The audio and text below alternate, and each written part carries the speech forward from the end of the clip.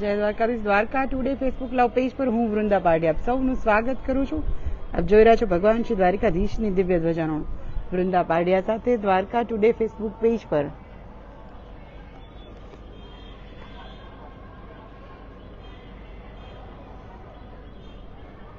આપ સૌનું સ્વાગત છે. આપ સૌ કોઈનો દિવસ શુભ હોય, મંગલમય હોય, શુભકામનાઓ સાથે. અને આજે રવિવાર છે એટલે આજે આમ પણ દ્વારકાની અંદર ખૂબ ભીડ હોય છે. શનિ રવિ ખૂબ ભીડ હોય છે. આજની આ ધ્વજારોહણ ગોરધનભાઈ દ્વારા આજની આ ધ્વજારોહણ જે છે થઈ રહ્યું છે. ગોરધનભાઈ બોહર દ્વારા આજની આ ધ્વજારોહણ જે છે થઈ રહ્યું છે. ધીરે ધીરે લોકો જે છે મારી સાથે જોડાઈ રહ્યા છે. આપ સૌનું સ્વાગત છે ફેસબુકના લાઈવ પેજ પર. અને આપ સૌ જાણો છો કે આપણે ગીતાના અધ્યાય પર પહોંચ્યા છીએ. 14મો અધ્યાય ગુણત્રય વિભાગ યોગ, જેમાં ભગવાને છેલ્લે જે વાત મૂકી હતી કે આપણે આત્મા છીએ પણ આપણે દેહ ભાવ આપણામાં ઉત્પન્ન થઈ જાય છે. આપણને શરીરથી જ વિચારીએ છીએ, આપણે આપણી આત્માથી વિચારતા જ નથી. અને શરીર અને આત્માનો ભેદ જાણવો હોય તો તમારે તમારા ગુણો ઉપર કંટ્રોલ કરવો પડે. તમારે એવું જ્ઞાન જોઈએ. એ જ્ઞાનથી જ તમે ભેદને ઉકેલી શકો. તો એ કયું જ્ઞાન? જેમાં પહેલા 2 શ્લોકમાં ભગવાને એવું કીધું કે હવે હું તને એવું જ્ઞાન આપું છું કે જે જ્ઞાન પામીને બધા જન્મ મૃત્યુના ચક્કરમાંથી જે છૂટી જાય છે એવું જ્ઞાન હવે હું તને આપવા જઈ રહ્યો છું. અને હવે આજે આપણે પહોંચ્યા છીએ 3જો અને 4થા શ્લોકની અંદર.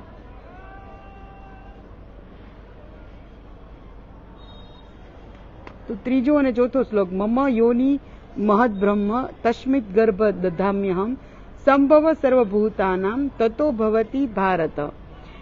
હે ભારત. ભારત એટલે અહીંયા અર્જુનનું નામ છે. ભારત એટલે મારી બહદ બ્રહ્મ સ્વરૂપ મૂળ પ્રકૃતિ સકળ ભૂતોની યોની છે, અર્થાત ગર્ભાધાનનો આધાર છે. અને હું એને યોનીમાં ચેતનમાં સમુદાય રૂપી ગર્ભને સ્થાપું છું.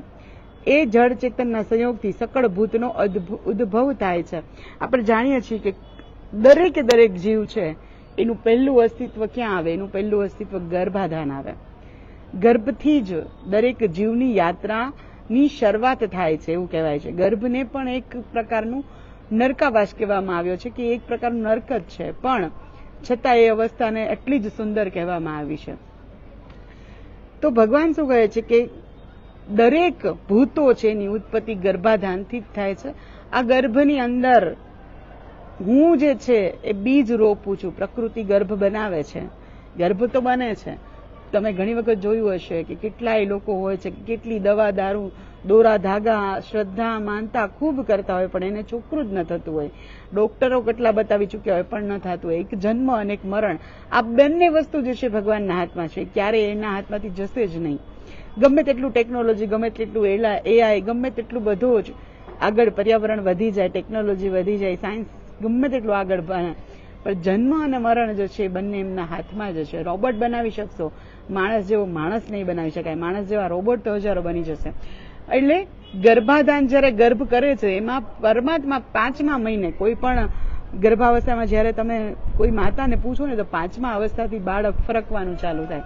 એટલે એમાં જીવ સંચરવાનું ચાલુ થાય.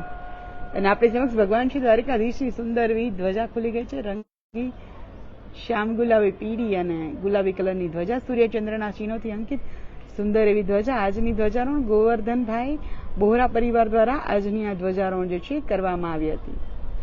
તો બહુ જ મસ્ત કલર છે. સ્કાય બ્લુ આકાશની અંદર, ચોખ્ખું આકાશ છે આજ તો. અને કેટલું સુંદર રંગબેરંગી ધ્વજા જે છે દેખાઈ રહી છે. તો ભગવાન એમ કહે છે કે કોઈ પણ ભૂતોનો આધાર જે છે ગર્ભ છે. અને આ ગર્ભની અંદર હું બીજ રોપું છું. ગર્ભ તો બની જાય પણ એ ગર્ભની અંદર જીવ છે. 5મા મહિને જીવ આવે. 5 મહિના સુધી એ ગર્ભ જ હોય. એ પથ્થર હોય, એક પિંડ જ હોય, જસ્ટ જ પિંડ કહેવાય એને. પણ 5મા મહિના પછી એમાં થોડું હલનચલન થાય, મૂવમેન્ટ થાય. એમાં બધી વસ્તુ જે છે એ શરીરની અવયવો જે છે એ બનતા થાય. 5મા મહિના સુધી એ પિંડ જ હોય, એક માત્ર પિંડ હોય. એટલે પ્રકૃતિ પિંડ બનાવે છે, પણ એમાં જીવ કોણ આપે છે? એમાં જીવ તો હું જ આપું છું. દરેક જીવોનું ઉદ્ભવ સ્થાન ગર્ભ છે, અને આ ગર્ભની અંદર, ગર્ભાધાનની અંદર, ગર્ભાવસ્થાની અંદર જીવ છે એ પરમાત્મા મૂકે છે. બીજ તો બની જાય છે. તમે ઘણી જગ્યાએ જોયું હશે કે આપણે વૃક્ષ વાવીએ તો વૃક્ષના બીજને આપણે માટીની અંદર દાટી દઈએ, પણ દાટી દેવાથી નથી થતું. એને યોગ્ય તડકો જોઈએ, એને યોગ્ય પાણી જોઈએ. તમે ખૂબ બધું પાણી નાખી દો તો પણ એ નહીં બીજ વૃક્ષ બને. તમે ખૂબ એને તડકો આપો, પાણી ના આપો તો પણ એ વૃક્ષ નહીં બને. એટલે બધું યોગ્ય અને માપસર જોઈએ, અને આ બધું યોગ્ય અને માપસર બેલેન્સ જે છે એ જ પરમાત્મા રાખે છે. એ જ એની શક્તિ છે, એ જ એનો સુપ્રીમ પાવર છે કે એ બધું જ બેલેન્સ રાખે છે. અને ગર્ભામાં અવસ્થાની અંદર જે જીવ હોય છે, સંચરે છે, જીવ સંચરે છે, એની અંદર જીવ જે છે, બીજ જે છે એ પરમાત્મા મૂકે છે. ત્રીજા શ્લોક, ચોથો શ્લોક હવે આપણે રહી ગયો, આવતીકાલે લેશું ચોથો શ્લોક, જે આને જ રિલેટેડ છે. આ જ વસ્તુને થોડુંક વિસ્તારથી કહે છે, તો એ હવે આપણે આવતીકાલે જોશું. છે તો આ જ વાત, પણ આવતીકાલે લેશું.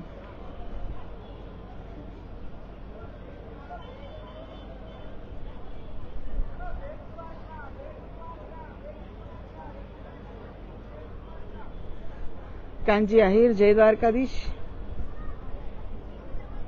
લીબાભાઈ દેસાઈ, નીતિન નરસિંહભાઈ, ધર્મેન્દ્ર પટેલ, જયશ્રી ઠક્કર, જય દ્વારકાધીશ. પરબતસિંહ જાડેજા, સુભાષ શર્મા, મોહિત પારેખ, પ્રતાપ સોલંકી, જય દ્વારકાધીશ.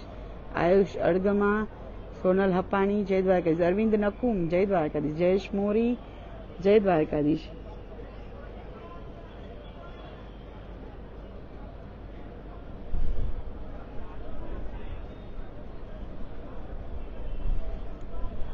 તો આવતીકાલે ફરીથી મળીશું, અને આ ડાયરેક્શન ફરી હું આ જ ડાયરેક્શનની રાહ જોતી હતી.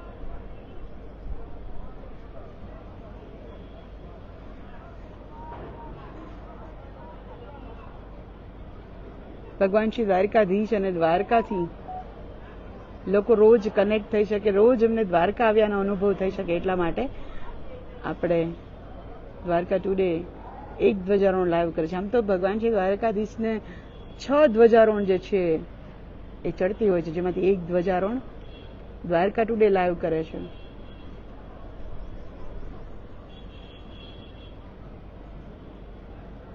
અને દ્વારકાધીશના શિખર પર આ લહેરાતી ધ્વજા જે છે, દ્વારકાધીશના દર્શન બરાબર જેટલું મહત્વ છે એટલું જ મહત્વ દ્વારકાધીશની શિખર ઉપર આ ધ્વજાના દર્શનનું પણ છે.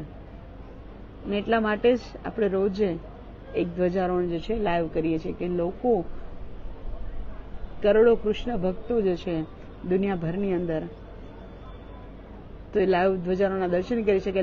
તમે કોઈ વિડીયો જુઓ તો વિડીયો જોઈ નાખશો, પણ એ વિડીયો જોતા સમયે જ્યારે તમે એ વિડીયોથી કનેક્ટ થાવ, લાઈવનો મતલબ એ જ છે કે ભાઈ લાઈવ તમે કનેક્ટ થઈ શકો. તમને એવું લાગે થોડી વાર માટે કે જાણે દ્વારકા પહોંચી ગયા, એ દ્વારકાની હવા, એ ગોમતી ઘાટ, એ દ્વારકાધીશની 56 સીડી, આ બધું આમ મગજમાં જે છે એ રેલાવા માંડે. ને એટલા માટે જ આપણે એક ધ્વજારોહણ જે છે લાઈવ કરીએ છીએ. વિડીયો પણ મૂકી શકાય, રોજ લોકો સ્ટેટસ પર વિડીયો મૂકતા જ હોય છે, પણ વિડીયો કરતા જે લાઈવ, ઘણા લોકો, આ લોકોની ભાષા છે, લોકો જયારે અમને મળતા હોય છે, જયારે એમના એ અનુભવ કહેતા હોય છે કે ભાઈ અમને લાઈવમાં જોડાયા છે તો બહુ મજા આવે છે, આ એમના શબ્દો છે, આ મારા શબ્દો નથી.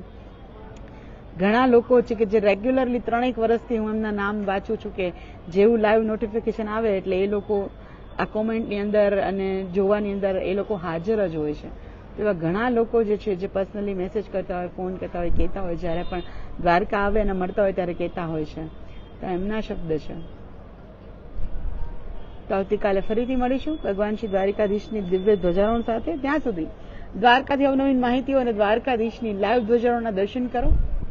Like, comment and share Dwarka today. Dwarka today તમને દરેક પ્લેટફોર્મ પર મળી જશે, ઇન્સ્ટાગ્રામ, વોટ્સઅપ, ફેસબુક, યુટ્યુબ, કોઈ પણ પ્લેટફોર્મ જે તમે યુઝ કરતા હો ત્યાં તમે આ વિડીયોને જોઈ શકશો. વૃંદા પાઢિયા સૌને જય દ્વારકાધીશ. વિડીયોને વધુમાં વધુ શેર કરશો.